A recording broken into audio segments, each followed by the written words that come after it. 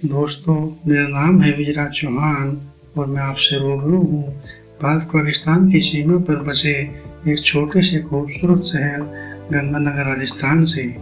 अपने इस चैनल पर मैं आप सबका स्वागत करता हूँ। यहाँ पर आप मेरे लिखे नाटक, उपन्यास और कहानियाँ मेरी आवाज़ में सुन सकते हैं। दोस्तों, चलिए शुरू करते हैं आज के उपन्यास को।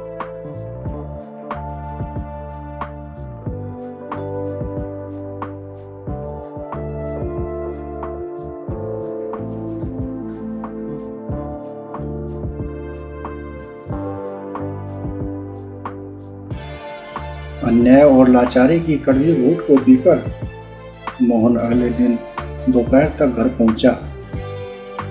इस समय वह बहुत निराश लग रहा था, जिसका कारण उसके साथ हुआ अन्याय था। आज उसकी योग्यता को पूर्ण रूप से योग्य होते हुए भी अयोग्य करार दे दिया गया था। उसने आज जीवन के लक्ष्य को अपनी योग्यता के बल पर हासिल कर लिया था, लेकिन इस देश के अन्यायपूर्ण कानून ने उसके हाथों से इस लक्ष्य को छीनते हुए कहा कि तुम इस बिरादरी में पैदा न हुए हो, इसलिए तुम योग्य होते हुए भी अयोग्य हो। यदि तुम इस बिरादरी में पैदा न हुए होते तो तुम जीवन के इस लक्ष्य को पा सकते थे। मोहन दरवाजा खोलकर अंदर पहुंचा तो देखा कि पारो धूप में बैठी चरखे पर सूत काट रही थी। हरिया भी उसी के पास बैठा था। उसकी आज तबीयत कुछ खराब थी, इसलिए आज वह खेत न गया था। उन्होंने मोहन को देखा तो एक आशा की प्यासी हंसी उनके होठों पर दौड़ गई। दोनों कुछ अच्छा सुनने के लिए संभल कर बैठे।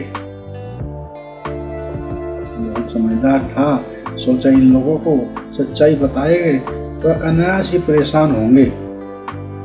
और फिर बापू की तो पहले ही तबीयत अच्छी नहीं है, कहीं ज़्यादा परेशानी न हो जाए, इसलिए उनके चेहरों की निराशा को छुपाया और स्वास्थ्य कदमों से पारो और हरिया के पास पहुंचा।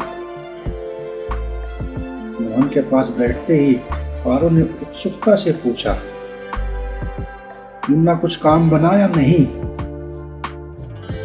मोहन, अम्मा तारीख पीछे हट गई है, दूसरी तारीख आएगी तब जाना होगा। मोहन ने कड़वी सच्चाई को दिल की गहराइयों में छुपाते हुए मीठा झूठ बोला। पास बैठे हरिया ने बात सुनी तो दिल पर चोट सी लगी,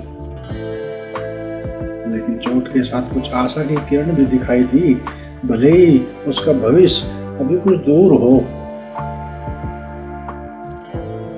वह चारपाई से उठा और अपना मैला कुचैला कंबल ओढ़ते हुए पारो से बोला, मैं खेत जा रहा हूँ, शाम तक आऊंगा। देखो कहीं खेत में कोंगे गेहूं तो नहीं उखाड़ रहे।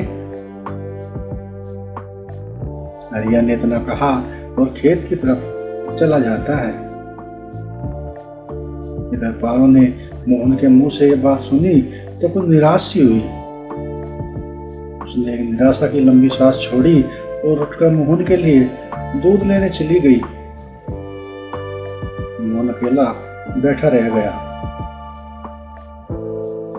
मोहन सर नीचा के अपने ख्यालों में डूबा था कि अचानक दरवाजे पर कुछ आवाज सी हुई। उसने सर उठाकर देखा तो बिंदिया थी, जो इस समय उदकती हुई अंदर चली आ रही थी। छप्पर में हांडी से दूध निकाल रही पारो ने बिंदिया को देखा तो तुरंत आवाज लगाई, बेटी जरा इधर तो आ, ले दूध मोहन को दिया। बिंदिया ने पारो की आज्ञा सुनी तो तुरंत उसके पास पहुंची और पारो के हाथ से दूध का गिलास लेकर मोहन को देने के लिए उसकी तरफ बढ़ी। वह 4 कदम मुश्किल से चली होगी कि अचानक ही न जाने उसके मन में क्या आया। उसने पारो की नजरों से अपने आप को बचाते हुए मोहन के दूध को चक्कर देखा। उसके इस व्यवहार को मोहन ने देख लिया।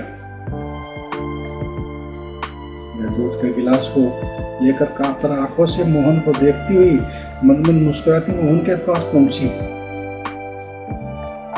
उसने मोहन को दूध का गिलास देना चाहा, लेकिन मोहन दूध न पकड़ना चाहता था। वे दोनों किसी प्रसंग में उलझे हुए थे कि पारो आ गई। बिंदिया के हाथ में दूध देखकर बोली, अरे क्या हुआ, दूध अच्छा नहीं लगा क्या? नहीं अम्मा, ऐसा कुछ नहीं, निरुत्तर सा मोहन बोला। तो ले फिर पी ले से, पारो ने बिंदिया के हाथ से दूध लेकर मोहन को देते हुए कहा। मोहन अब फंस गया था, उसे कोई उपाय न सूझा तो उसने दूध पी लिया और क्रोधी नजरों से बिंदिया को घूरते हुए दूध पीना शुरू कर दिया था। पारो के पीछे खड़ी बिंदिया ने अपनी विजय होती देखी तो मोहन को चिढ़ाते हुए कुछ आतर आंखों से देखते हुए मन मन मुस्कुराई।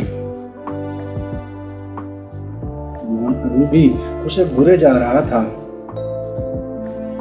उसे ऐसा लगा मानो बिंदिया ने उसे इस बाजी में हरा दिया हो। दूध देकर पारो अंदर गई तो मोहन ने तुरंत अपना गुस्सा निकाला।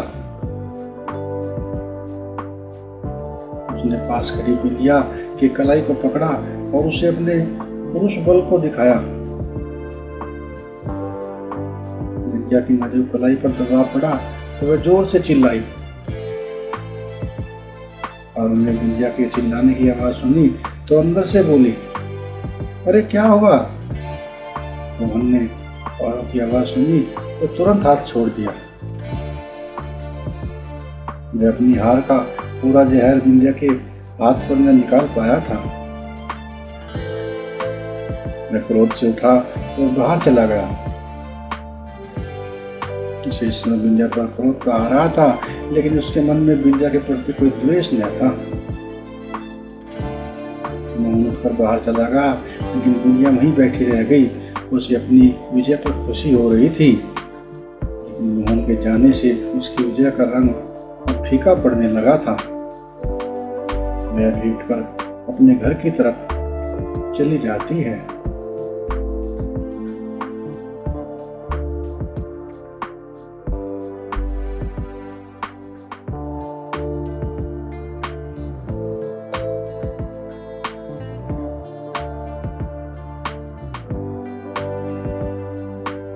अपनी इन्हीं लाइनों के साथ ही आज के प्रोग्राम को यहीं पे विराम देते हैं।